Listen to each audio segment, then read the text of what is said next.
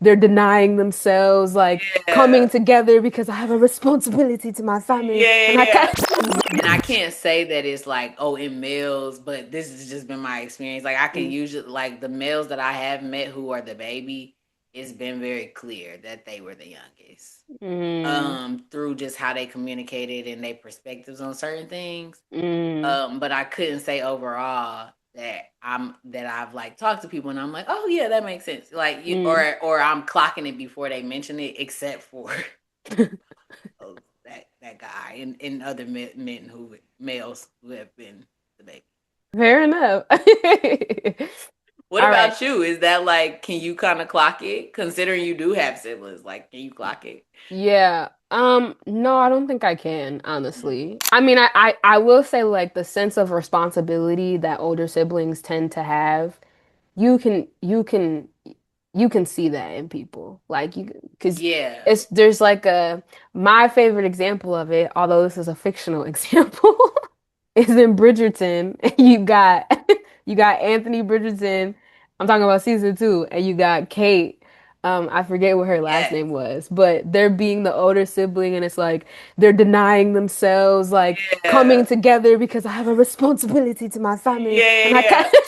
Like I that's love that you like use Bridgerton. I love that. that's like the quintessential, like I'm the older, Yes. where I'm like, and so not to that extreme, but when I've engaged with people and then I happen to find out like, oh, they're the oldest, it's like, yeah, it tracks because it seems that older siblings tend to have a more of the leadership, like the innate leadership Yes. quality.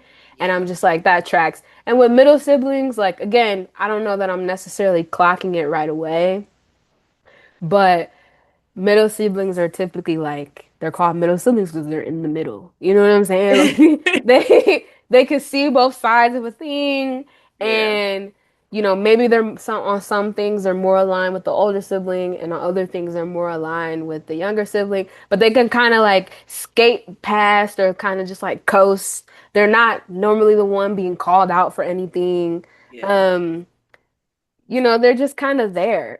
And you kind of like forget about them and don't worry about them as much Yeah. because it's like the parent may say to the middle sibling, like, you're like the child I got right. Like, you know what I'm saying? Like the Mm. older sibling I made a lot of mistakes with.